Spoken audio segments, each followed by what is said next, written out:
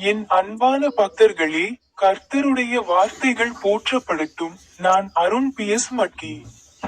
உங்கள் அனைவருக்கும் அன்பான வாழ்த்துக்கள். இன்று ஜனவரி 20ஆம் நாள், 2026ஆம் ஆண்டின் முதல் மாதம். ஜார்க்கண்டின் சிம்தேகா மாவட்டத்தில் அமைந்துள்ள கெலாகாட் அணை குளத்தின் பகுதி 3இல் நான் சேர்ந்தேன். இன்று, நான் ஒரு வெறிச்சோடிய இடம் வழியாக, காடுகள் மற்றும் மலைகள் வழியாக நடந்து, மலைகளை அடைந்தேன்.